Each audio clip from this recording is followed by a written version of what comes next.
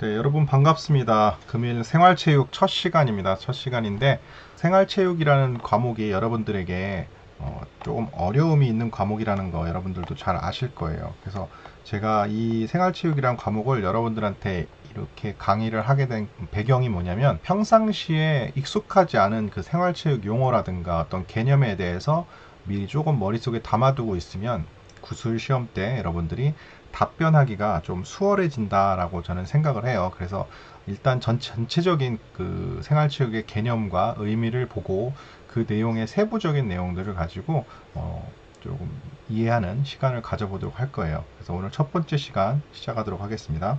자, 생활체육의 의미와 역할이 있는데, 자, 체육 개념이라는 거는 여기 나와 있듯이 인류와 더불어서 그 시대와 사회가 추구하는 체육의 목적의 가치에 따라 변화된다 했는데, 과거에는 뭐 우리 체련, 체조, 체력, 운동, 체육, 레크레이션, 뭐 스포츠 등으로 변화가 있었습니다. 그 용어에 대해서는. 그렇지만 체육이라는 것은 결국 이 교육의 한 개념으로서 받아들여야 되죠. 그래서 일반적으로 우리가 과거에는 학교 체육과 엘리트 체육 두 가지의 큰 기조로 나눠져서 이 발전해 왔어요. 그래서 체육이라는 것은 의도적이고 계획적으로 인간 형성을 목적으로 하는 교육의 한 영역으로 보는 겁니다. 교육의 한 영역. 그래서 학교 체육이 일반적으로 우리가 예전에는 학교 체육이 굉장히 큰 축을 차지했다고 보시면 돼요. 계획적으로 신체 활동을 통해서 인간의 행동을 신체적, 정신적, 사회적으로 바람직한 방향으로 변화시키는 인격 완성의 의도적 활동이다라고 되어 있고요. 인간을 신체적, 사회적, 정신적, 지적으로 반응할 기회를 갖도록 환경을 조성해서 변화, 수정되고 교육되어지는 전 과정을 말한다. 이렇게 개념을 잡고 있으시면 됩니다. 그러니까 체육이라는 게 결국 뭐야? 교육 목적이 가장 크다라고 보시면 될 것 같습니다.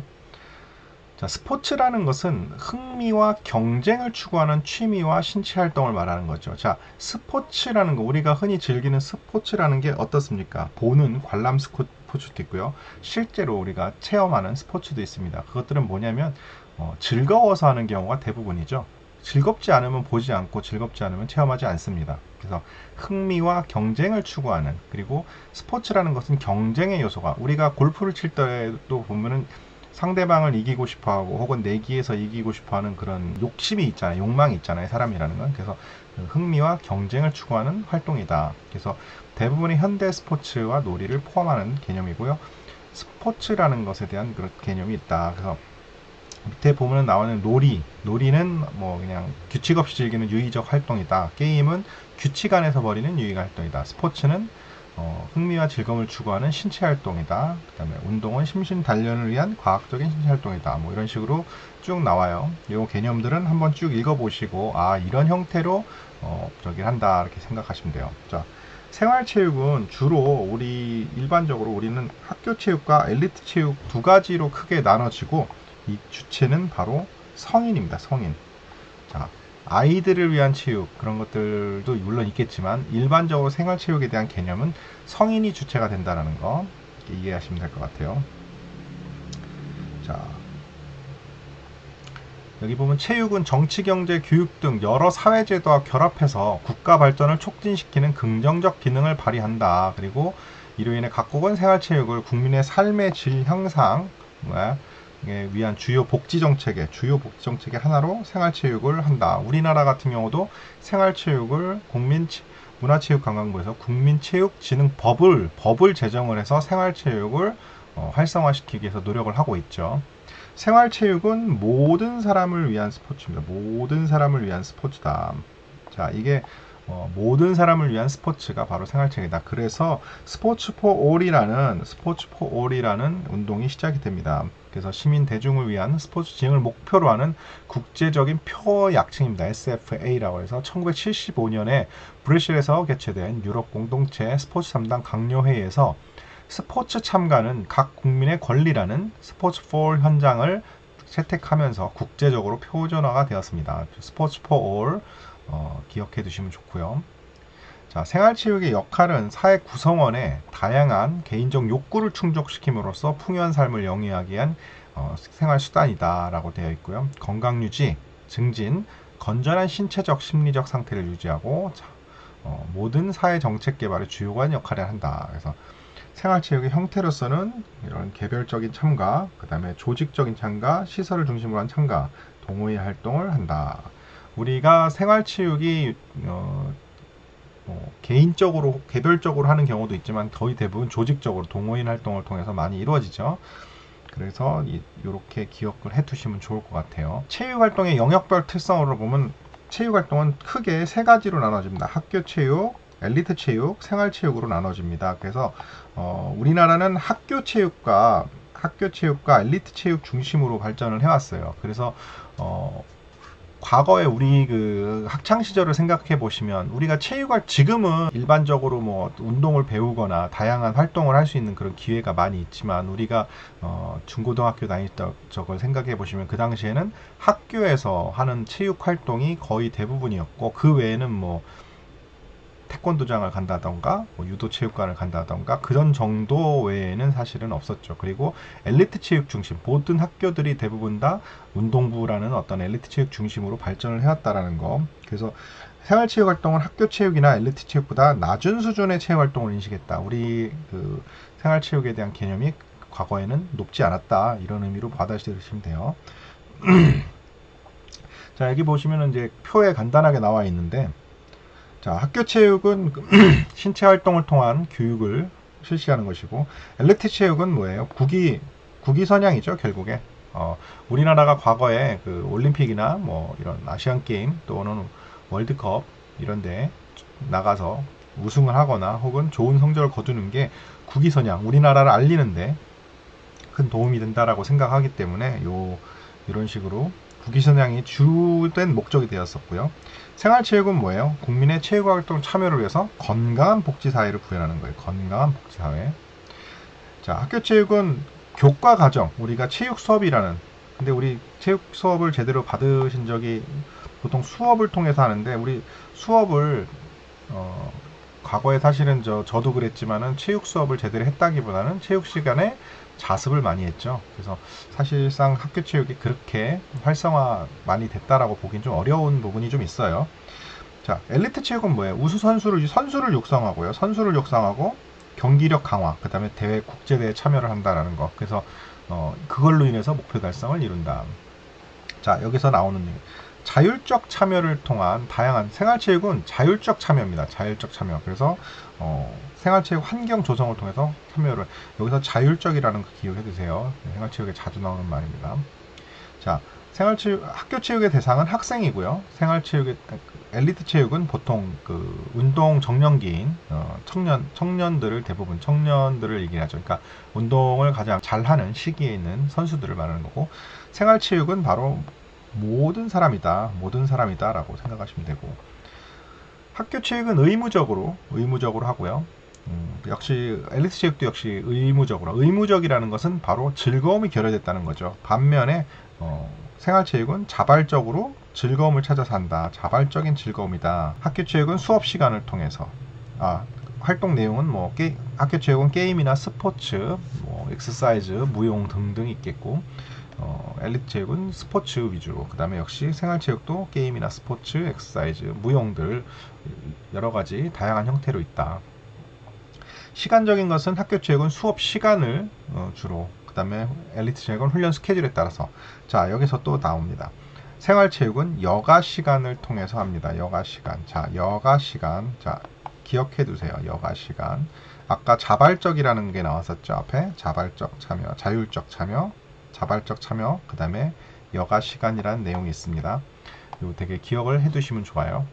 자, 장소는 학교는 학교 체육시설, 우리 운동장이나 학교 체육관을 이용하죠. 그 다음에 엘리트 체육은 정규 체육시설, 훈련을 할 수 있는 그런 시설에서 말하는 거고, 자, 우리 생활체육은 모든 시설, 생활체육은 운동을 실시할 수 있는 모든 시설에서 할 수 있다. 그 다음에 학교체육과 엘리트 체육은 의도적으로 실시하지만 생활체육은 자연 발생적이다.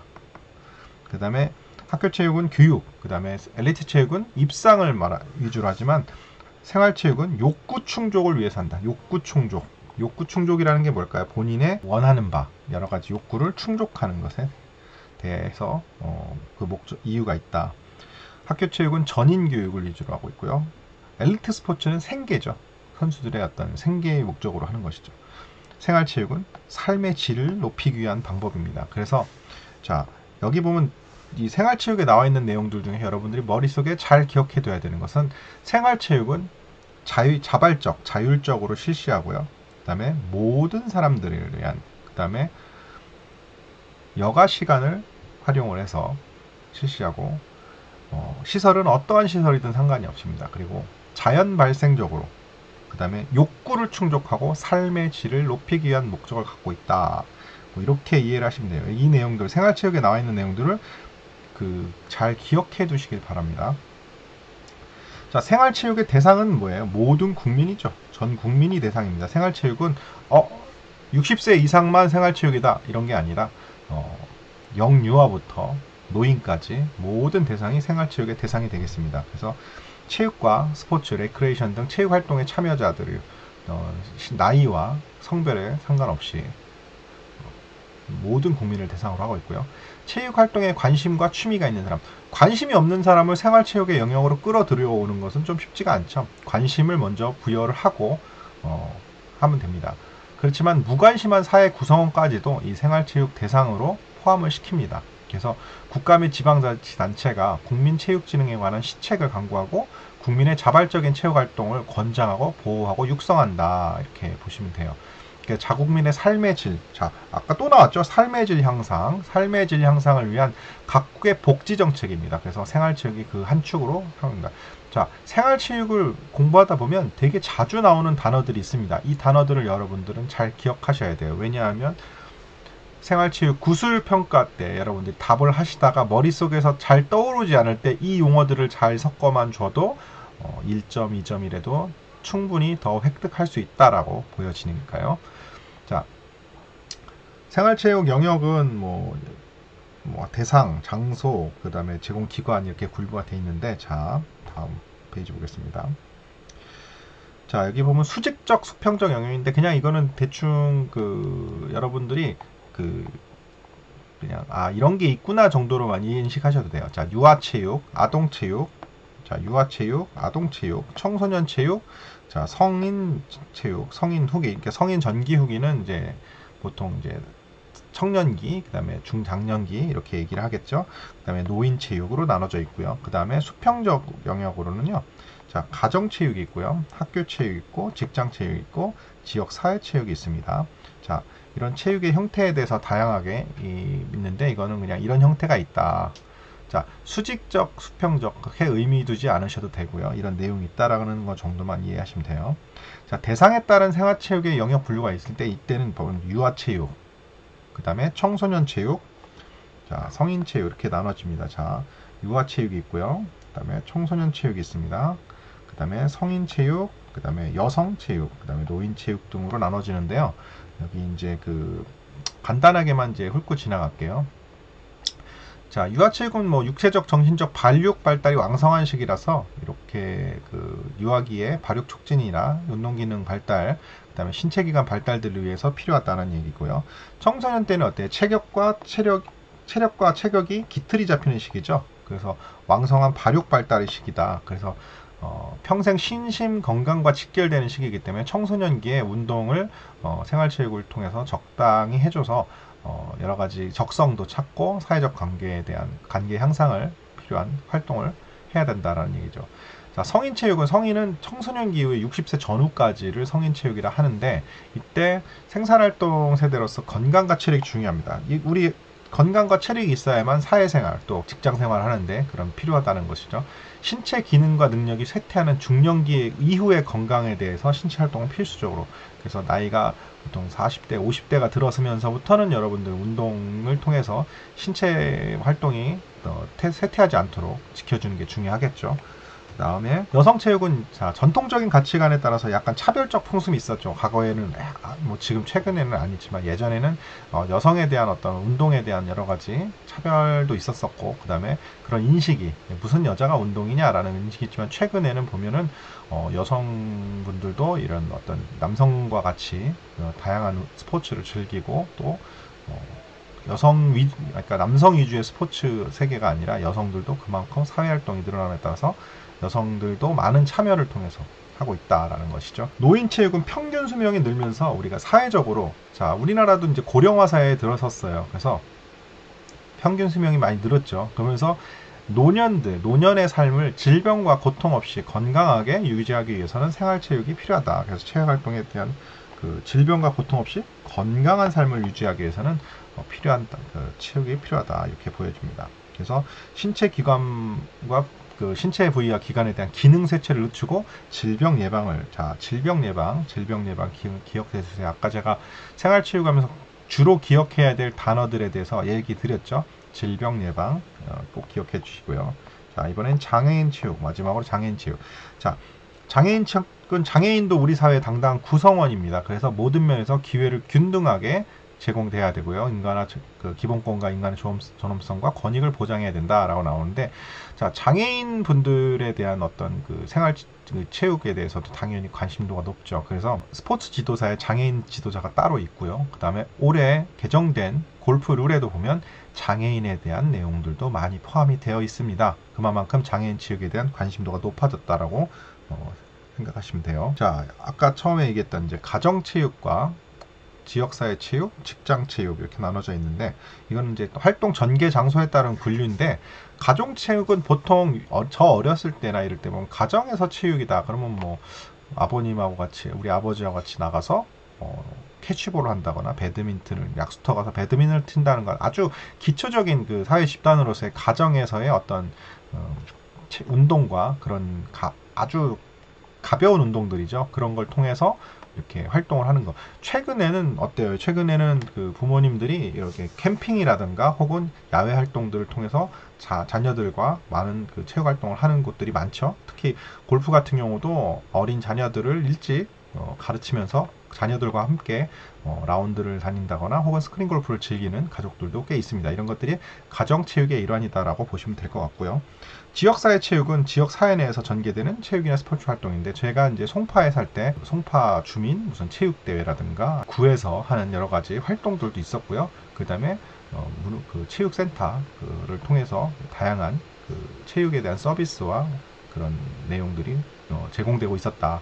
저도 많이는 아니지만 저도 가끔씩 참여도 했었고, 그래서 그런 지역사회 체육들이 여러 가지로 이제 지역 주민에 대한 복지를 위해서 이루어지고 있다, 이렇게 생각하시면 되고요.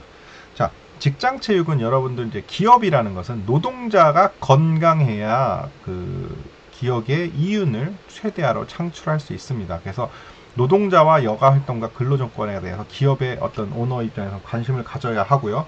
기업과 노동자 모두 입장에서 긍정적으로 이 부분을 봐야 됩니다. 그래서 노동자가 건강하고 심신이 건강해야 이 생산성도 높아진다라고 보여지는 것이거든요. 자, 그래서 직장 체육은 그렇다. 자, 활동 기회 제공 기관에 따른 그런 벽을 봤을 때 공공체육과 우리 상업체육으로 나눠집니다. 자, 공공체육이라는 것은 정부나 비영리 공립단체가 주도하는 형태의 생활체육인데, 이거는 보통 우리 문화체육센터라든가 이런 데를 통해서 생활체육교실, 노인건강교실 등의 이런 생활체육교실이나 노인건강교실 등의 어떤 프로그램을 통해서 우리 주변에 있는 어떤 근린 체육시설을 이용해서 많이 하고 있습니다. 그래서 더 많은 국민들이 저렴하고 용이하게 즐길 수 있는 경제성과 참여 기회의 균등화가 장점이고요. 상업체육이라는 것은, 자, 상업체육이라는 건 무엇이냐? 상업체육이라는 것은 특정인이 이윤 추구예요. 이윤 추구를 목적으로 스포츠 참여의 기회를 제공하는 생활체육이다. 자, 여러분들 헬스클럽 같은 경우, 그 다음에 골프 연습장, 볼링장, 태권도장 등 우리가 비용을 지불하고 내가 즐기고 싶은 어떤 운동 활동을 하는 것들이 바로 상업체육이라고 보시면 됩니다. 여러분들이 다니시는 이런 골프 연습장도 상업체육이다. 생활체육의 역할, 성격 이렇게 나오는데, 이제 여기서부터 여러분들이 잘 기억해야 될 내용들이 많이 나옵니다. 자, 생활체육의 성격, 그 다음에 첫 번째 목적인데요. 생활체육의 목적인데, 자, 여기 보시면 굉장히 중요합니다. 여러분들 구수시험에 나오는 내용이에요. 자, 체력 향상, 건강 유지, 삶의 질 향상, 사회도덕적 순기능, 그 다음에 국력 신장 및 국가 발전 이렇게 돼 있어요. 자, 여기서 기억해 두셔야 될 것들은 전부 다겠지만, 체력 향상, 생활체육의 목적은 체력을 향상시키고 건강 유지를 위한 목적이고요. 그거를 통해서 삶의 질을 높이는 게 큰 목적입니다. 그리고 사회도덕적 순기능은 생활체육을 통해서 어떤 사회성을 높이는 그런 효과로 인해서 사회 도덕적인 순기능을 보고요. 그로 인해서 국민 체력이 늘어남에 따라서 국력 신장 및 국가 발전에 기반이 된다라는 내용이 있고요. 자, 생활체육의 성격은 여기 나와 있듯이 모든 국민을 대상으로 하는 체육 활동입니다. 어느 한 부류나 어떤 계급이나 어떤 성별, 나이를 칭하는 것이 아니라 성별, 연령, 계층에 상관없이 전 국민을 대상으로 하는 것이고요. 자유의사에 따른 자발적이고 평생을 통한 지속적인 취미와 생활 중독에 따른 체육활동이다. 자발적이란 말이 또 나왔습니다. 자, 제가 아까도 얘기했지만 자꾸 기억해 둬야 될 용어들이 자꾸 나옵니다. 자, 자발적이라는 용어가 자주 나오죠. 생활체육은 자발적으로 하는 겁니다. 자, 복지사회를 지향하는 사회교육적 활동입니다. 자, 그래서 생활체육의 특징을 보면요. 범세계적 운동이라고 해서 대중을 위한 건강 및 여가 스포츠 활동이다. 자, 대중을 위한 건강 및 여가 스포츠 활동. 자, 아까 얘기했죠. 모든 국민을 대상으로 하는 체육 활동이기 때문에. 자, 올림픽 운동과는 다른 배경에서 시작되고 발전해서 여가 증대와 웰빙. 자, 여기 또 나오죠. 여가 증대와 웰빙. 우리 흔히 말하는 웰빙이 어떤 의미인지 아시죠? 삶의 질 향상을 위해서 활동한다. 참가자의 제한을 두지 않고 자신의 필요와 능력에 따라 참여한다. 자, 여기도 자신의 필요와 능력에 따라 참여. 이게 뭘 의미하죠? 바로 자발적이죠. 자발적. 자신의 필요와 능력에 따라 결국 자발적으로 한다는 얘기고, 엘리트 스포츠와 상호 보완적 관계가 있다. 이건 무엇을 의미할까요? 엘리트 스포츠와 상호 보완적. 자, 엘리트 스포츠의 발달에 따라서 스포츠에 대한 관심이 높아지고요. 그걸 통해서 내가 저걸 해보고 싶다라는 생각에 생활체육이 발달하기도 하고, 또 반면에 생활체육을 통해서 어린 주니어 선수들이 빨리 발굴이 돼서 엘리트 스포츠로 유입되는 상호 보완적 관계를 유지하고 있습니다. 자, 독자적인 조직이나 전문가 발전상을 유지한다. 뭐 이런 내용이 있고, 특정 지역이나 특수한 문화 요소 접목하여 독특한 역할을 수행한다. 자, 이건 무엇이냐면요. 자, 우리 지역은 산이 많아요. 산이 많다면 당연히 등산과 혹은 하이킹에 관련된 생활체육이 발달할 확률이 높겠죠. 우리 지역은 강이 있어요. 강이 있어서 수영이나 어떤 수상 스포츠와 관련된 것들이 많이 발달하겠죠. 우리 그 가평이나 뭐 이런데 뭐 청평호수나 이런 쪽에 가 보시면은 어떤 수상 스포츠들이 많이 발달을 하잖아요. 그런 지역들은 어떤 그 지역의 어떤 요소에 따라서 접목해서 발달한다, 이렇게 보시면 돼요. 자, 생활체육 기능, 이거 많이 나오는 내용입니다. 여러분들, 생활체육 기능은 세 가지가 있어요. 생리적 기능, 심리적 기능, 사회적 기능. 이 중에서 중요한 거는 뭐죠? 사회적 기능이 가장 중요합니다. 예, 문제로 많이 나오니까요. 자, 생리적 기능은 자, 질병에 대한 저항력, 그 다음에 성인병 예방, 질병에 대한 저항력 강화, 성인병 예방을 통해서 건강한 생활을 영위할 수 있도록 한다. 건강한 생활을 영위할 수 있도록 한다. 이게 중요해요. 생리적 기능은 질병 예방, 그러니까 질병 예방, 그 다음에 건강한 생활 영위, 이게 가장 핵심적인 내용이라고 보시면 되고요.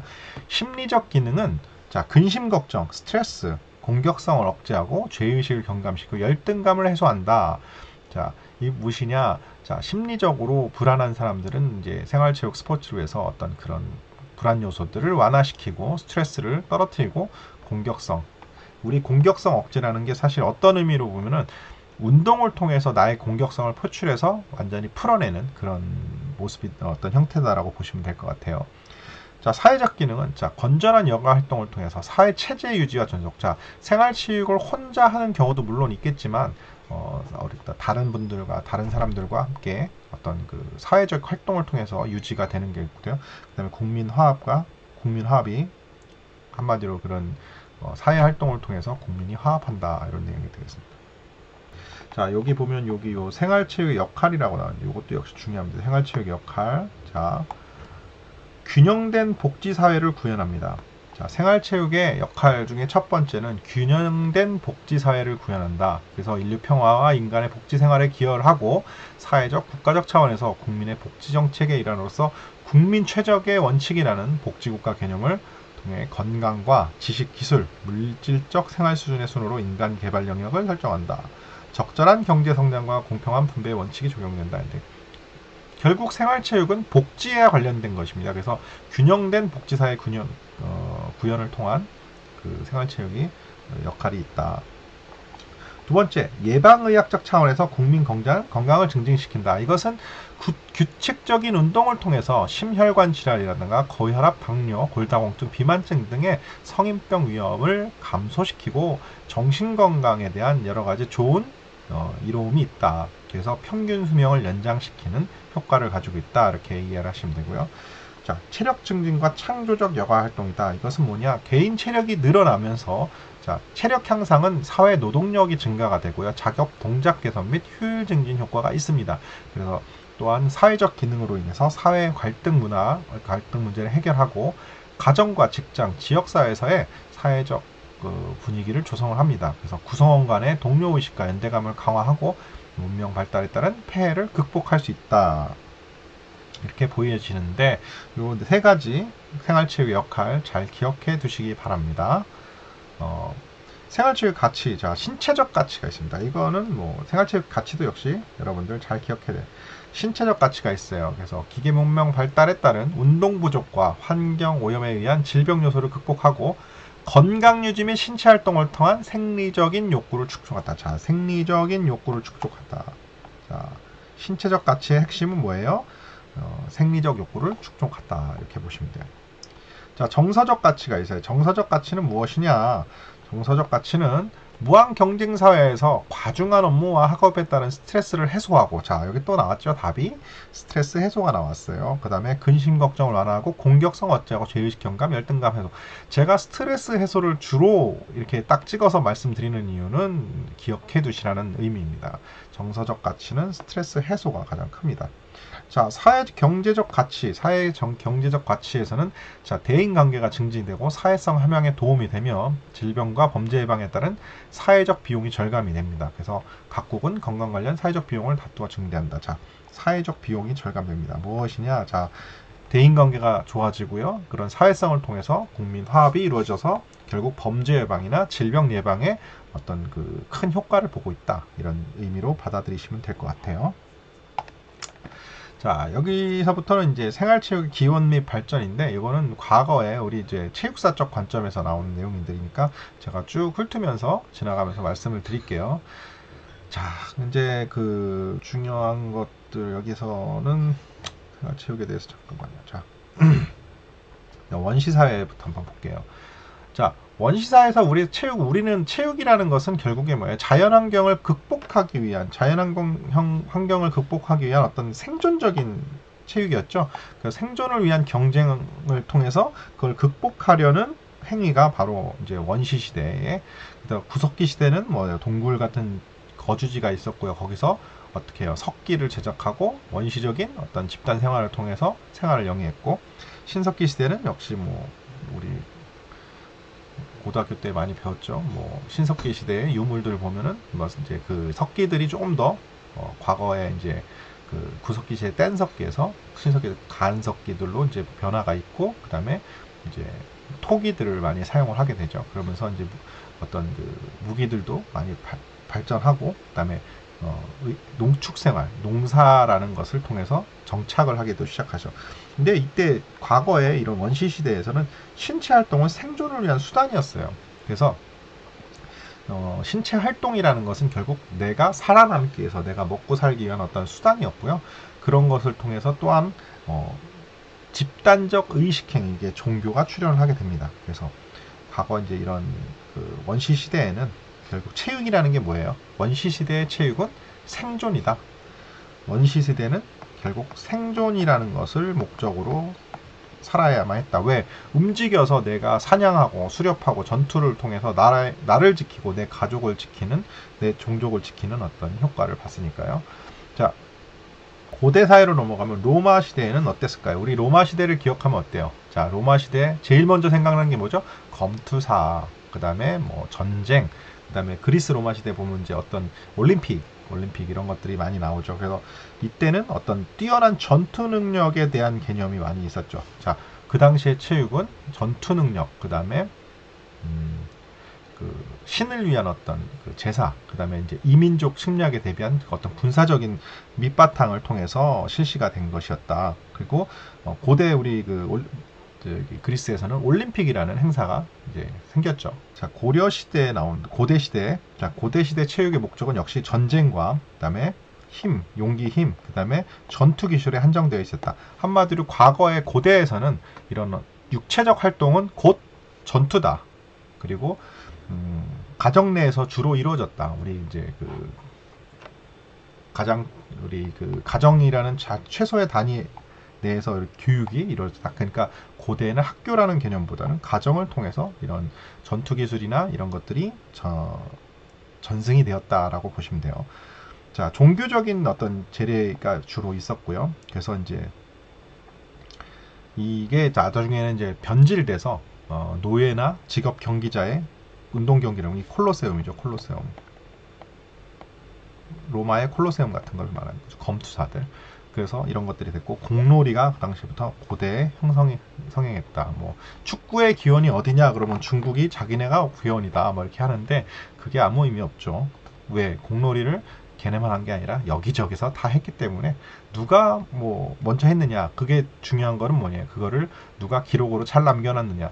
뭐 우리나라는 고대에 안 했겠습니까? 동그란 거 발로 차서 노는 거는 누구나 다 동일했겠죠. 근데 이제 그거를 문화적인 형태로 혹은 나중에 그 후손들이 볼 수 있는 형태로 그 자료가 남겨져 있느냐를 가지고 따지는 거겠죠. 자, 하천유역에 정착을 해서 농경 생활을 하면서, 자, 여기 나오죠. 또 여가 시간이 증가해요. 과거에는 하루 종일 사냥을 다녀야 되기 때문에 하루 종일 그냥 열심히 채집하고 사냥해서 먹고 자고 이런 게 바빴어요. 근데 하천유역에 정착해서 농경을 하다 보니까 자, 여가 생활이 생깁니다. 한마디로 씨를 뿌려놓고 저거를 거두기 전까지 시간적인 여유가 생겼어요. 그래서 이때 여가 시간 동안에 이 학문과 체육이 발달하게 됩니다. 학문과 체육이 발달을 하게 돼요. 그래서 이때는 이제 귀족이나 군인, 시민, 승려 등 특수한 계층에 국한되어 있었고요. 그 다음에 용병이나 직업 군인 제도로 이제 직업적 기술로 축소가 되기도 했다. 그래서 나중에는 점차 타락한 관람 문화. 자, 이거 뭐 역기능 발생. 이건 뭔지 아시죠? 콜로세움 같은 거.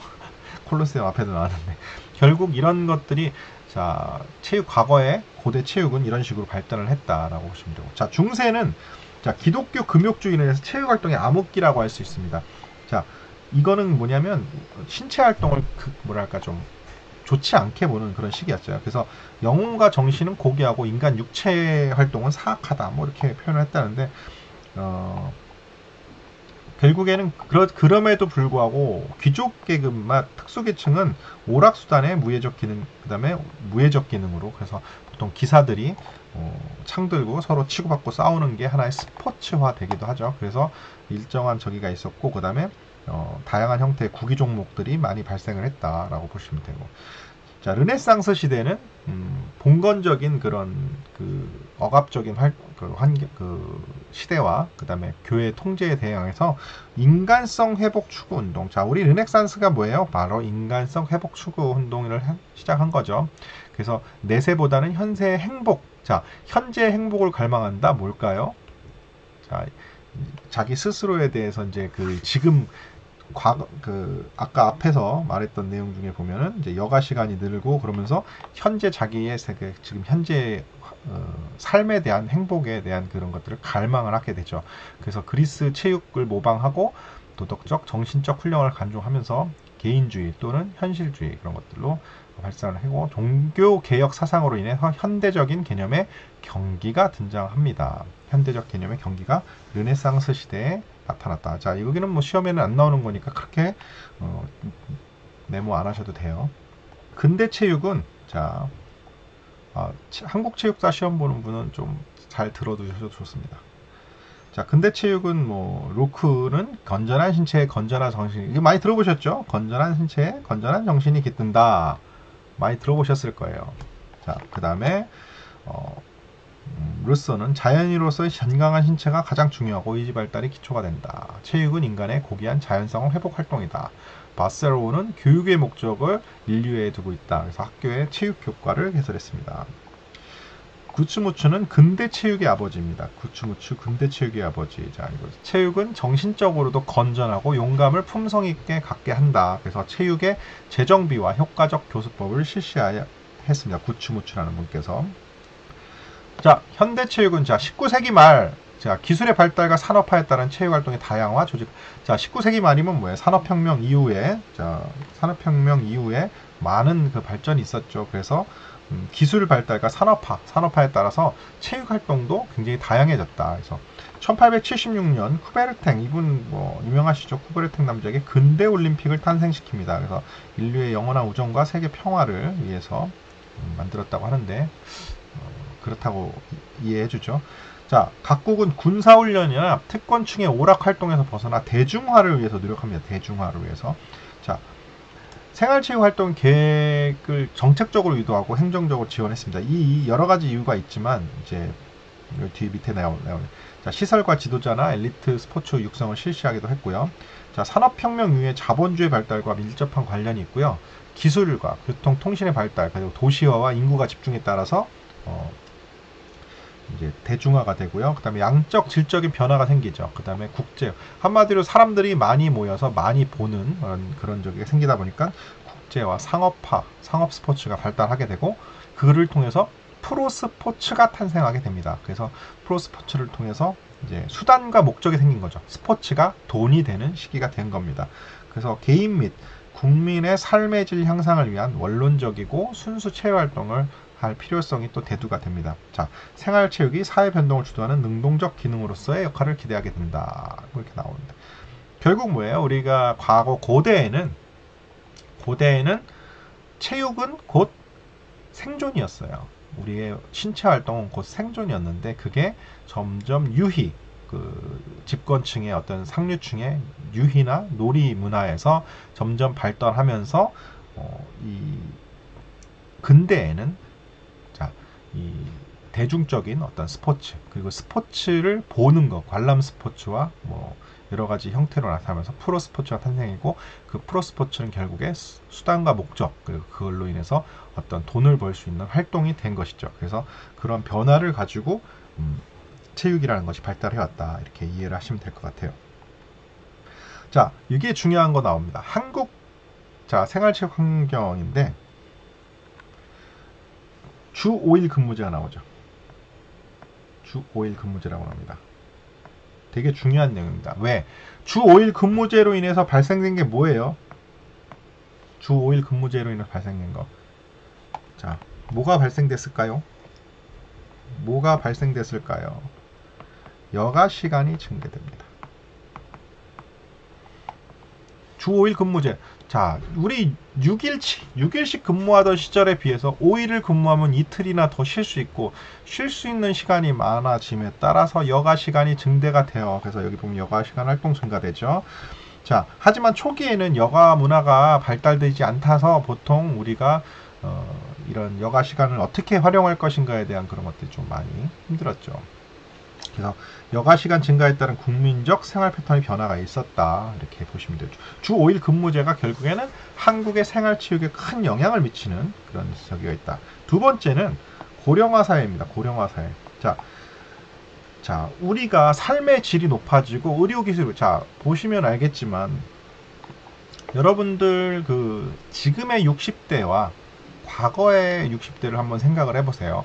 자, 지금 현재 60대는 뭐 저도 이제 50대지만 과거에 그 60대 분들을 봤을 때는 할아버지라는 노인이라는 개념이었지만 사실은 지금의 60대는 노인이라는 개념은 별로 받지 않아요. 그만큼 의료기술이나 어떤 그 저기에 따라서 고령화 사회에 진입하면서 60대도 이제는 청년, 장년, 이제 중년이다라는 청장년에 속한다라고 생각합니다. 그래서 우리나라는 현재 이렇게 보시는 것 같이 자 고령화 시대에 들어갔어요. 그래서 지금 현재 뭐 아시겠지만은 좀 2026년에는 초고령화 시대에 저입한다.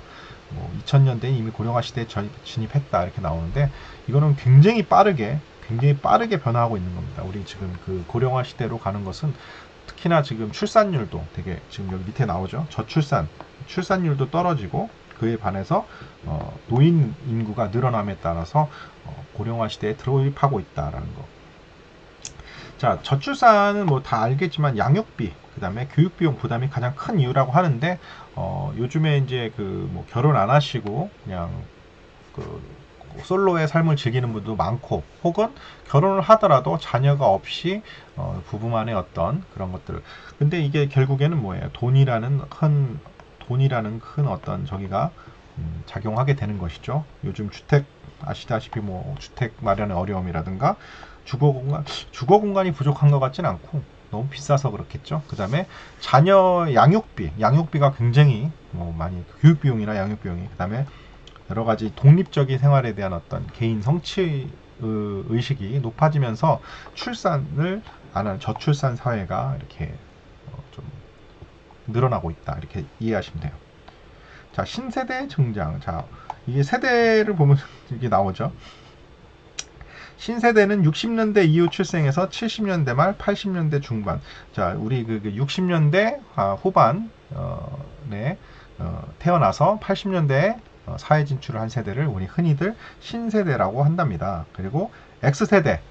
자, X세대는 보통 70년대에 태어나서 80년대 초에 서태지와 아이들, 그 다음에 뭐 여러 가지 그 문화적, 그 다음에 이제 뭐 밀레니엄의 어떤 그런 환경의 그런 저기를 경험했던 시기죠.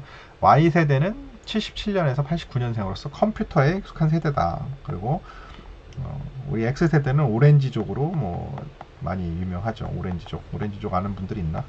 자, 그 다음에 Z세대, 20세기의 마지막 세대로 인터넷에 익숙한 세대고 힙합 세대 뭐 이렇게 나오는데, 요즘은 뭐예요? 요즘은 뭐라고 하죠? MZ세대라고, MG세대라고 해요. MG세대.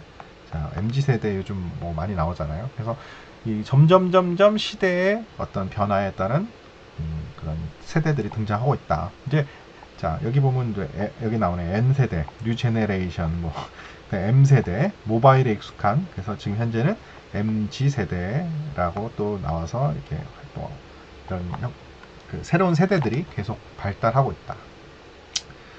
자, 그 다음에 인터넷과 모바일의 발달. 자, 이게 굉장히 큽니다. 우리 생활체육의 발전과도 굉장히 큰 영향을 줘요. 특히 이제 골프를 우리 예를 들자면, 자, 인터넷과 모바일이 발달되기 이전에 여러분들 골프라는 것을 어떤 형태로 즐겼을까요? 보통 회사에 뭐 회장님들이나 좀 높으신 임원분들이 공을 좀 치시다가 밑에 있는 직원 중에 너 공 좀 잘 공을 칠 줄 아느냐, 그래서 저 못 칩니다, 그러면 너 좀 배워둬라. 그래서 한번 어떻게 데려가서 이게 공을 치는 그런 환경이 많았죠. 근데 지금은 어때요? 지금은 뭐 많이 보편화가 됐고, 또 인터넷을 통해서 어떤 모임들, 골프 모임들이 활발하게 이루어지고 있죠. 그리고 또 여러 가지 그 밴드나 카페 등을 통해서 다양한 형태로 커뮤니티가 유지가 되고 있어요. 자, 우리나라는 자, 디지털 기회지수 순위 1위에요. 근데 뭐 이건 인터넷이 빠르다 말고는 사실은 전부 1위라고 보긴 좀 어렵죠. 그래서 사실은 그래도 인터넷 빠르고 IT 쪽으로 발전되어 있는 나라라는 건 사실이에요. 자, 그래서 인터넷과 모바일 발달에 따라서 정말 많은 그 생활체육에 영향을 주고 있다. 자, 웰빙 문화의 확산. 자, 웰빙 문화가 뭘까요? 웰빙 문화. 자, 2000년대 이후에 웰빙이라는 말이 굉장히 유행을 했습니다. 이때 뭐 황사, 광우병 등의 환경재해에 대한 공포가 생기고요. 자, 그 다음에 뭐 외국 서구에서 이런 여러 가지 건강에 대한 개념으로 식품, 주거공간, 가전, 건설 등 다양한 분야에 대해서 이 웰빙 개념이 나와요. 그러니까 결국 내 건강을 챙기기 위한 하나의 활동이 여러 가지 식품이나 주거공간, 가전, 그래서 건설, 뭐 레저, 스포츠 등을 통해서 그 웰빙 문화가 확산이 되기 시작합니다. 그래서 자, 글로벌화가 돼요. 모든 게. 자, 인터넷과 여러 가지 교통수단이 발달, 그리고 소득이 증가하면서 해외 여행에 대한 다양한 정보, 해외에 대한 여러 가지 정보. 자, 예를 들자면 제가 이런 예를 들면 좀 그럴 수도 있는데, 예전에는 우리 골프에 대한 어떤 그 다양한 레슨 정보를 그냥 국내에 있는 어떤 프로님들이 가르치는 어떤 그 형태에서 크게 벗어날 수가 없었어요. 그런데 지금은 어때요? 지금은 이 유튜브와 인터넷의 발달로 인해서 해외에 있는 어떤 그 새로운 어떤 기술이라든가 새로운 어떤 레슨법에 대해서 어느 누구든지 접속해서 볼 수가 있어요. 그게 바로 글로벌하죠. 그래서 인터넷과 교통수단 등의 발달로 우리가 그런 영향을 받고 있다. 새로운 정보들을 쉽게 얻을 수 있다. 그래서 또한 그 해외여행이 많이 자유로워졌죠. 과거에 비해서. 그리고 소득이 늘어서 여가 시간이 증대되면 자주 나오죠. 여가 시간 증대. 그래서 여행이 증가한다. 그래서 자, 뭐 그다음에 자유무역 기구를 형성해서 그런 교류들이 다양해졌다. 이렇게 나옵니다. 자, 경험 중심의 소비 비난.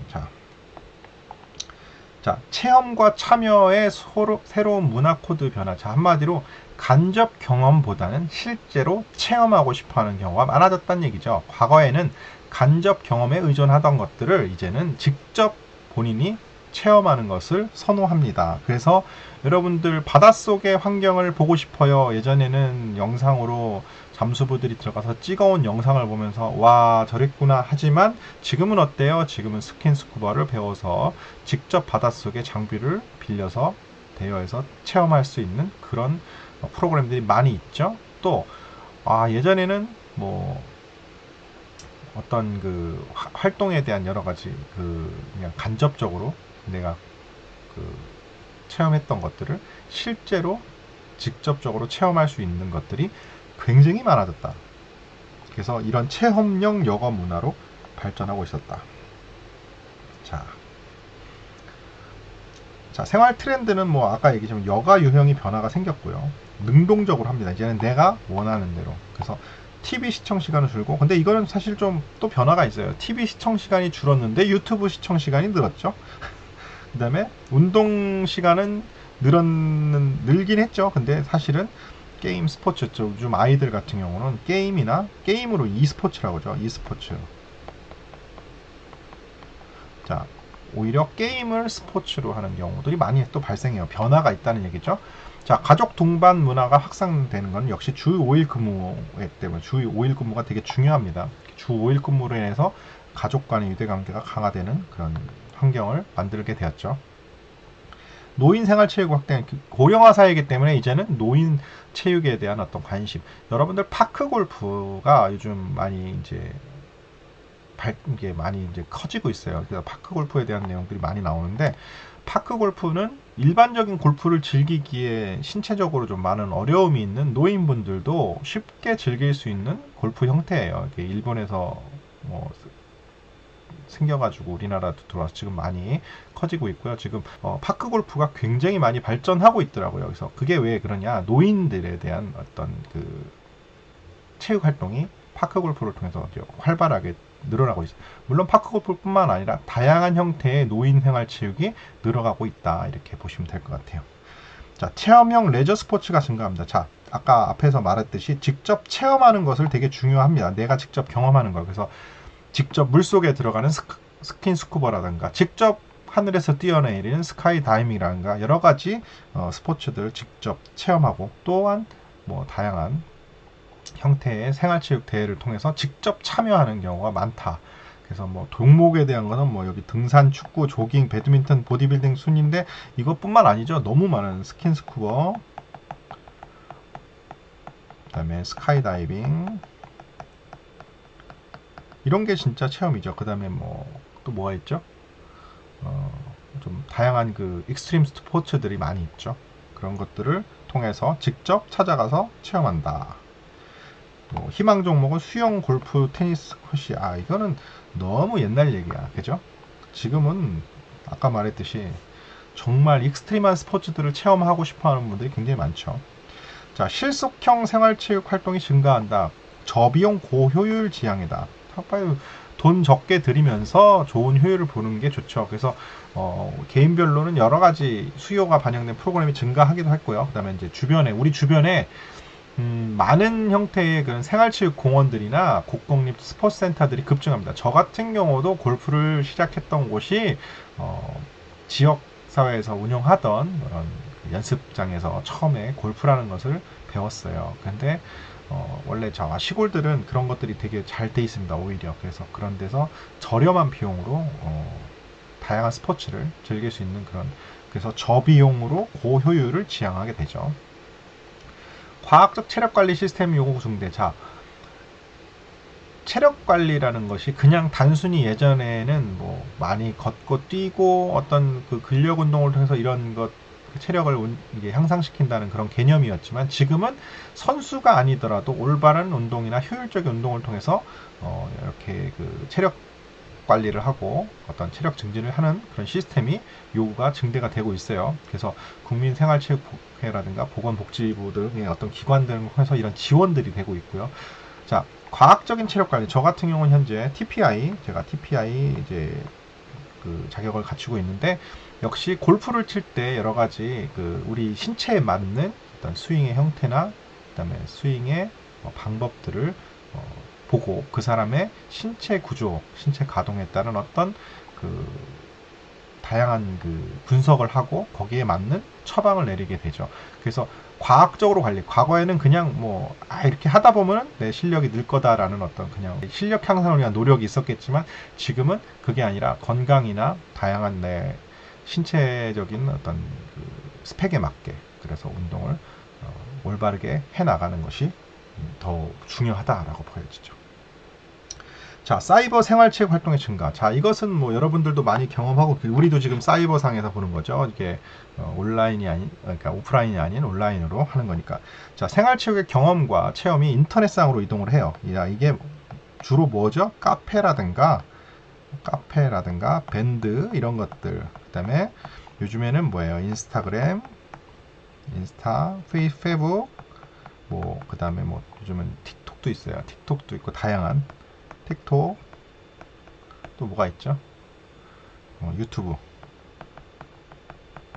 자, 이런 것들을 통해서, 자, 동호회 블로그. 자, 보통 여기 계신 분들도 뭐 관련 카페 이런 거 한 번씩은 다 가입해 보셨을 거고, 그 다음에 SN 활동도 어느 정도 이 중에 나와 있는 것들 다 해보시지 않았을까 싶습니다. 그래서 이런 것들로 인해서 나의 사이버 생활체육이 다른 사람과 공유되고 다른 사람과 함께 교류하는 그런 활동이 증가됐다, 이렇게 생각하시면 돼요. 자, 한국의 생활체육 정책사를 보면, 이거는 뭐냐, 여러분도 이거 대충 내용 보시면서 이런 게 있구나 라고 생각하셔도 될 것 같긴 한데, 자, 중요한 거 여기 나오죠. 국민체육진흥법. 자, 국민체육진흥법이란 뭐냐, 1962년에 법률 제 1146호로 제정된 국민체육에 관한 법입니다. 현재까지도 잘 유효하죠. 자, 체육의 활성화로 국민 체력을 향상시키고 건전한 정신을 함양하여 명랑한 생활을 누리고 나아가 스포츠를 통한 국위선양이야. 이게 뭐예요? 스포츠를 통한 국위선양, 이건 엘리트죠. 엘리트 스포츠고, 자, 국민 체력 향상 뭐예요? 생활체육이에요. 자, 한마디로 국민체육진흥법은 여러 가지 체육에 대한 그런 그 발전을 위한 여러 가지 그 정책을 담은 법이다, 이렇게 보시면 돼요. 자, 1조에서 18조는 총칙에서 국민체육을 위한 조치, 그 다음에 18조에서 32조까지는 국민체육진흥기금, 국민체육진흥투표권에 대한 얘기고요. 33조에서 43조는 체육단체 주역, 그 다음에 44에서 55조 보칙으로 되어 있어요. 그래서 자, 국민체육진흥법에서 체육이란 운동, 경기, 야외운동 등을 신체 활동을 통하여 건전한 신체와 정신을 기르고 여가를 선용하는 것. 자, 여가를 선용하는 것. 여가를 선용한다. 아까도 앞에 계속 나왔죠. 여가 선용. 여가 선용입니다. 여가 선용. 전문 체육이란 선수들이 행하는 운동 경기 활동, 이걸 뭐라고 해요? 엘리트 체육이죠. 엘리트 스포츠. 생활 체육이란 건강과 체력 증진을 위하여 행하는 자발적이고 일상적인 체육 활동. 자, 또 나왔죠. 자발적이라고 또 나옵니다. 이제 이해가 되시죠? 생활체육은 곧 자발적으로 하는 일상적인 체육 활동이다. 체육행정의 병처 미군정기는 뭐 문교부, 다시 교화국 체육과로, 그래서 정부 수립 당시에는 공보처에서 뭐 저겠다. 그래서 뭐 문화국과 성인국은 뭐 그냥 체육사에 나올 법한 내용인데 그냥 대충 한번 쭉 훑어보시죠. 성인교육을 통합해서 사회교육구로 편하고, 뭐 문교부, 그 다음에 체육국이 문예체육과로, 그 다음에 다시 사회교육국으로, 그 다음에 체육부가 1982년도에 발족이 되고요. 결국 체육부가 90년대에는 체육청소년부, 그러다가 문화부와 통합하면서 문화체육부라는 93년도에 부처가 생기고요. 문화체육부가 결국에는 최근에 2008년도에 문화체육관광부라는 부처로 생기게 됩니다. 문화체육관광부에는 체육정책과 체육진흥과, 그 다음에 국제체육과, 장애인체육과로 나눠집니다. 그래서 우리 생활체육은 체육진흥과에서 레저 스포츠와 스포츠 산업과 함께 담당을 하고 있다라고 아시면 될 것 같고요. 자, 우리나라의 체육정책의 특징은 아시다시피 이제 6.25 이후에는 체력 증진, 국민 체력 증진과 건강 완전한 정신 강화 목적. 이게 핵심이죠. 체력 증진. 체력 증진이 필요했던 이유는 뭐예요? 노동 생산성 강화. 전쟁 후에 우리 국민들의 체력을 늘려서 노동 생산성을 강화하려고 했던 거죠. 자, 제5공화국 시절의 3S 정책. 3S 정책이 뭐죠? 자, 3S의 스포츠, 그 다음에 스크린, 섹스, 이렇게 3S 정책, 이거를 중심으로 국민들에게 스포츠와 프로스포츠를 그래서 5공화국 때 출범하죠. 그 다음에 스크린, 영화 산업의 발달, 그 다음에 성인문화 산업의 발달을 통해서 정권의 어떤 홍보를 하게 되죠. 자, 82년에 체육부를 중심으로 체육 산업이 본격화되기 시작하고요. 우리나라는 이제 88 올림픽 개최를 위해서 86 아시안 게임과 88 서울 올림픽을 요걸 기준으로 해서 국민체육진흥공단과 대한체육회를 통해서 전문 체육에 집중적인 투자를 합니다. 엘리트 체육에. 그래서 88 올림픽을 한마디로 하면서 전문 체육에 투자를 하면서 또 역시 생활체육에 대한 투자도 함께 하게 되죠. 그래서 생활체육 관련된 학과들이 대학에 처음 설치가 되기 시작합니다. 그래서 88년도에 한국체육대학에 사회체육과라는 게 우리나라에 처음으로 사회체육과라는 학과가 생겨요. 한국체육대학교예요. 그래서 88년도가 1기가 사회체육과 1기고요. 제가 5기입니다. 자, 그래서 국민들의 건강과 체력 증진, 활기찬 여가 생활로 삶의 질의 향상, 또 나오죠. 삶의 질 향상. 자, 88 올림픽을 성공적으로 개최한 이후에 국민의 삶의 질 향상을 위해서 생활체육을 발전시킵니다. 그래서 국민생활체육진흥계획을 통해서 일명 호도리 계획이라는 게 있어요. 호도리 계획. 자, 호도리 계획이라는 게 있습니다. 88 올림픽 이후에 나와서 호도리 계획이겠죠. 자, 호도리 계획을 통해서 생활체육을 발달시키려고 하죠. 자, 91년도에는 국민생활체육회가 설립이 돼서 법인 허가를 받고요. 국민생활체육 전국축구연합회가 가입이 되고, 그 다음에 국민생활체육협의회가 국민생활체육회로 2009년도에 발족이 됩니다.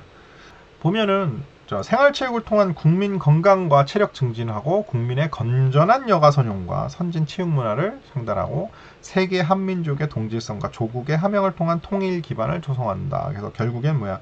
국민 건강 증진 및 삶의 질 향상에 기여한다. 이게 중요한 목표예요. 자, 뭐 그런 내용들이고, 자, 여기 또 나오죠. 삶의 질 향상입니다. 이게 제일 핵심적인 거예요. 국민의 삶의 질을 높이겠다. 자, 생활체육의 적극적인 홍보활동과 그 다음에 지도자의 효율적 관리. 자, 그래서 이때부터 생활체육 지도자라는 것들도 굉장히 활성화되고 많이 지금 우리가 준비하고 있는 스포츠 지도자죠. 결국에는. 자, 지도자에 대한 어떤 관리, 그 다음에 프로그램을 개발하고 보급하는 것들, 그 다음에 각종 대회의 활성화가 되고요. 그 다음에 생활체육을 통한 각종 과거에는 국제 스포츠 교류가 대부분 다 엘리트 스포츠였지만 이제는 생활체육을 통한 교류, 그 다음에 체육 동호인 활동을 지원하고 육성하면서 다양한 그런 형태로 발전해 왔다. 자, 생활체육에 대해서 여러분들이 이제 이렇게 우리나라의 생활체육이 흘러왔구나 라고 이해하시면 돼요.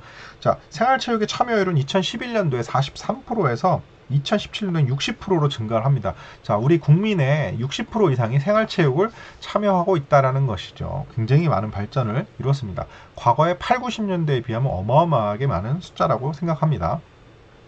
자, 동호인의 증가를 보시면 알겠지만, 자, 2008년도 자료에서는 299만 명. 근데 현재 2013년도에는 386만 명. 이거는 뭐 과거 자료니까 아마 지금은 엄청나게 더 한 몇 배는 더 증가했을 거라 생각합니다. 그 다음에 공공체육시설 수도 굉장히 많이 늘어나고 있다. 그래서 생활체육에 대한 활성화가, 그 다음에 직장 체육 활동을 육성하기 위한 사업이 많이 이루어지고 있고요. 소외계층을 위한 체육활동 지원 사업도 많이 활발해지고 있습니다. 자, 생활체육 지도자의 효율적 관리 및 사업 활용을 하고 있죠. 그래서 스포츠 지도사에 대한 제가 이제 유튜브에도 올려놨죠. 스포츠 지도사가 이제 예전에는 이제 체육 지도자였어요. 1급 체육 지도자, 2급 체육 지도자, 3급 체육 지도자였는데 지금은 1급과 2급에서 생활 스포츠, 전문 스포츠, 노인 스포츠 이런 식으로 지도사라고 해서 스포츠 지도사가 있는데 이 체육 지도자의 효율적 관리를 위해서 다양한 변화를 주죠. 그래서 지금까지 계속 그런 지도자에 대한 어떤 효율적인 관리와 다양한 적용을 위해서 변화를 주고 있는 거죠.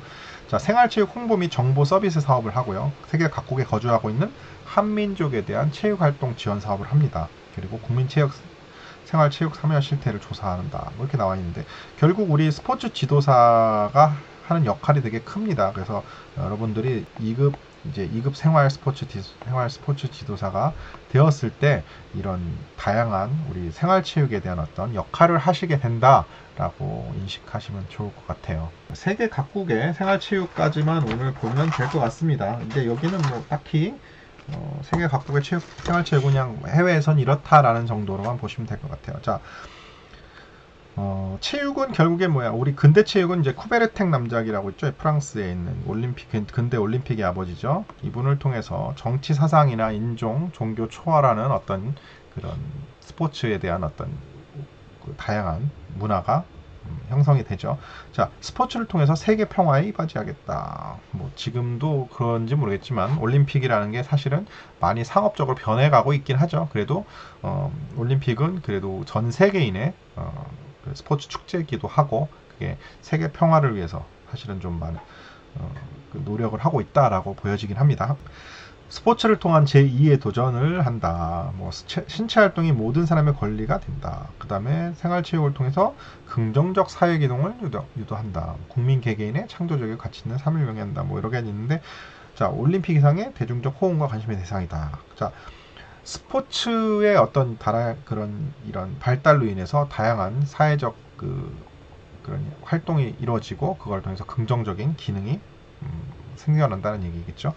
자, 독일의 생활체육은 독일이 우리보다는 스포츠 강국이기도 하죠. 그리고서 되게 전통적으로 오랜 역사를 가지고 있습니다.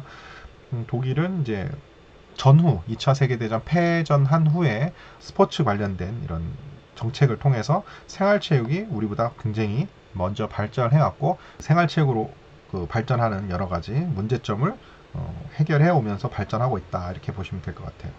자, 독일의 생활체육의 특징은 독특한 게 있어요. 판사가 결정하는 클럽 결성인데 판사가 결정을 한대요. 7명 이상이 지자체에 서류를 제출하면 사회공헌 목적을 따져서 이거를 판사가 승인을 하나 봐요. 되게 좀 불편할 것 같은데 아무튼 이런 그런 형태가 있고 독일에는 국가의 독일체육회, 주체육회, 지방체육회가 있고 각 클럽 연합회나 동료 클럽 우리나라랑 큰 차이는 없습니다. 비슷한 형태예요. 다 우리나라도 이런 기구나 이런 것들이 민간기구와 공공기구가 섞여 있는 그런 형태니까요. 영국은 보통은 이제 완만한 구름과 평야지대로 승마와 폴로, 그렇죠. 영국은 승마와 폴로가 유명하죠. 그리고 골프의 근원지죠. 골프. 세인트 앤드류스가 더 홈 오브 골프라고 해서 골프의 집이죠. 골프의 고향이라고 해야 되나. 자, 골프가 발달했어서 전통적으로 승마, 펜싱, 스키, 요트, 카누, 양궁, 등산 등 근대 스포츠의 발상국입니다. 자, 영국이 근대 스포츠가 굉장히 많은 것들이 영국에서 발달되었죠. 영국 생활체육의 특징은 정부 조직의 체육단체가 없고 국가적 규모의 자치조직, 클럽 위주의 생활체육이 많다라는 거죠. 자, 영국은 클럽 위주, 자, 클럽 문화가 되게 발전했다 이렇게 생각하시면 되고 프랑스도 상당히 스포츠 강국이죠. 그래서 프랑스도 여러 가지 체육 정책 등을 통해서 이렇게 발전했는데 크게 여러분들이 기억해 두셔야 할 내용들은 없습니다. 자, 미국도 역시 비슷해요. 미국도 역시 정부보다는 지역사회 주도의 어떤 그런 스포츠 발전이 많았고, 자, 미국에는 여러 가지 민간 단체들이 아마추어 스포츠 연맹이라든가, 전미 캠핑협회 같은 다양한 아마추어 그런 그 체육 행정을 하는 민간 단체들이 많습니다. 그리고 스포츠의 천국이죠. 미국은 야구, 농구, 풋볼 뭐 이런 것들에 대한, 그래서 올림픽에서 굉장히 항상 상위권에 유지하는 좋은 스포츠 강국이다. 캐나다도 마찬가지로, 캐나다도 역시 사회복지가 발달되어 있는 나라죠. 그래서 그런 생활체육 전략들이 많이 있는 나라다. 라크로스라는 스포츠가 캐나다 전통 스포츠라고 하네요. 저도 이거를 잘 몰랐는데 이제 뭐 이렇게 찾아보다 보니까 무슨 그 이상한 그 뭐죠? 그 글러브 비슷하게 생긴 걸로 공을 던지고 막 받고 하는 그런 걸로 해서 공을 넣는 그런 스포츠라고 하는데 좀 되게 독특하더라고요. 라크로스 그런 스포츠들. 자, 가까운 그 일본도 역시 마찬가지로 우리나라보다 과거에 스포츠가 많이 발달했던 나라죠. 그래서 일본도 전 세계적으로 다 비슷한 형태로 발전을 해왔습니다. 스포츠라는 것은. 그래서 결국에는 국민의 체력 증진을 바탕으로 이제 저희가 발전한다고 보시면 되고, 스위스도 역시 마찬가지로 뭐 민간단체와 국가 간의 긴밀한 협조가 특징이다. 근데 덴마크 이렇게 복지국가들의 어떤 스포츠 생활체육에 굉장히 많이, 자 보면 여기 보면 최근 국민의 60% 이상이 8천여 개의 클럽에서 생활체육 활동 중이다. 이거는 이제 결국에는 생활체육이 그만큼 활성화되고 있다라는 얘기죠. 다른 나라들도 다 비슷한 형태로 뭐 네덜란드, 불가리아, 스웨덴 지금 보시면 전 세계적으로 이스라엘까지 나왔는데, 자 이스라엘까지 이렇게 나오는데, 자 스포츠볼, 그래서 우리가 전체적으로 생활체육의 기본 개념이나 이런 기본 형태를 통해서 보고요. 그 다음에 생활체육의 핵심적인 어떤 내용에 대해서, 그러면 정책적인 부분, 그 다음에 각국의 생활체육 형태에 대해서 지금 쭉 그냥 훑어봤습니다. 예, 시험에 안 나올 만한 것들이 많아서 나올 만한 것들은 조금 강조해드리고 시험에 안 나올 만한 부분들은 이렇게 이야기를 했는데, 자 중요한 거는 아까 제가 앞에서 강조했던 단어들이 있습니다. 생활체육에 있어서 꼭 강조됐던 단어들 여러분들 꼭 기억하셔야 됩니다. 여러분들 머릿속에 그 단어들을 잘 담고, 생활체육은 어떤 거예요? 어떤 거예요? 라고 했을 때, 생활체육은 어떤 겁니까? 라고 말을 했을 때 여러분들은 자연스럽게 자발적인, 그 다음에 여가 활용, 그 다음에 또 뭐가 있죠?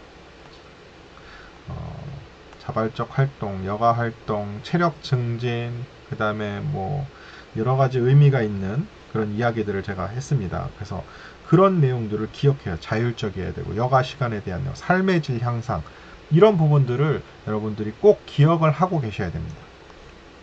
물론 지금 말고도 뒤에도 똑같은 내용이 반복적으로 나타납니다. 생활체육에 대해서 나올 때는 삶의 질 향상, 여가 선용, 그 다음에 뭐 이런 내용들이 굉장히 많이 나와요. 그래서 그런 부분들을 중점적으로 기억하고 계셔야만 나중에 답을 하실 때 이 내용에 대한 어떤 핵심적인 내용들이 잘 떠오른다라고 저는 생각을 합니다. 사실 뒤에 나왔던 뭐 다른 나라의 어떤 정책적인 부분이야 이런 것들은 사실 큰 의미 없습니다. 그러니까 이런 형태로 다른 나라들도 발전했고 뭐 우리랑 크게 다르지 않다라는 것을 보여지는 거예요. 그렇지만 이제 뒤에 들어갈 내용에서 핵심적으로 보여지는 내용이 무엇이냐, 바로 이제 생활체육의 철학과 그 다음에 생활체육의 형태에 따라서 어떻게 발전하는지, 그 다음에 그 밑에 깔려 있는 것들이 어떤 정신을 가지고 있는지에 대한 내용이 나올 거예요. 근데 아까 말했듯이 생활체육은 삶의 질 향상, 여가 선용, 그 다음에 자발적 참여, 요 세 가지 충분히 기억하고 계셔야 될 거라고 저는 생각을 합니다. 자, 오늘 일단은 약 1시간가량 이렇게 간단하게 수업을 하면서 진행을 했는데, 자, 이 내용에 대해서는 한 번 더 잘 읽어보시고, 제가 사실은 앞에서부터 쭉 강의했던 내용들이 결국에는 생활체육이라는 게 이런 것이다 라는 것에 대한 어떤 간략한 정리 정도밖에 안 했어요. 사실은 되게 간단하게. 이 뒤에 나오는 내용들이 사실은 더 다음에 할 내용들이 더 시험에 많이 출제가 할 수 있는 내용들이긴 한데, 일단은 생활체육에 대한 개념을 여러분들이 조금은 이해를 하고 가시는 게 좋겠다라는 생각에 이렇게 이제 첫 수업을 시작을 해봤습니다. 자, 이 관련된 내용에 대한 궁금한 점은 댓글도 남겨주시고, 혹은 또 여러 가지 채널을 통해서 저에게 질문해 주시면 좋을 것 같아요. 자, 오늘 수업은 여기까지 하도록 하겠습니다. 수고하셨습니다.